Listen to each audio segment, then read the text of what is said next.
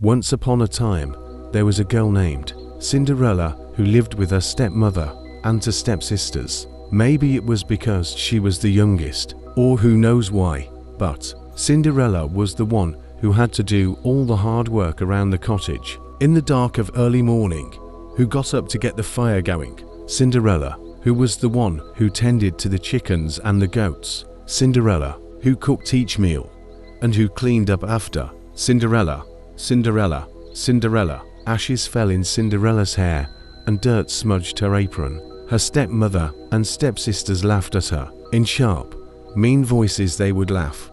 What a mess you are. It was hard for Cinderella. She thought, they may talk mean to me, but that doesn't mean I have to think the same way they do. Deep inside she would think, I may look like a mess, but I am not a mess, not really. And someday, somehow, I will get out of here. One day, exciting news swept through the village. The king and queen announced they were going to host a ball. What was most exciting, that every young maiden was invited to come, and that the ball, their son, the prince, would choose a bride.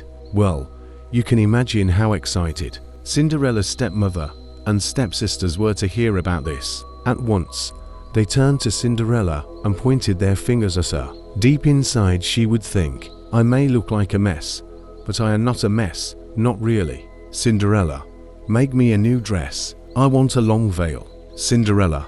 Now, the girl worked as fast as she could, her fingers flying. She sewed ruffles and buttons and flounces onto dresses for her stepsisters and her stepmother that had to present the latest style, and nothing less. As she sewed, Cinderella looked up at her stepmother. When may I start my own dress? You, snapped the stepmother. What makes you think you're going to the ball? You, snapped the stepmother. What makes you think you're going to the ball? I mean, I just thought. Think again. The stepmother turned her back on Cinderella. To her daughters, she said, girls, get ready. Before you know it, our carriage will be here. The stepsisters primped and fussed. Cinderella sank into a corner. When the carriage arrived at the door, the stepmother and stepsisters, their noses high in the air, stepped into the carriage. Off they all rode, giggling and shimmering in their finery. Now let's go back in time a few days. We'll peek inside the palace where we see the prince pacing. The ball is just days away, and he's getting more and more alarmed. His mother and father said not to worry. It would be easy to choose a bride from all the young ladies who would attend the ball. Yet how could he tell just by looking at them which young lady he should marry? If you subscribe, then you will be the first to get the second part of this story.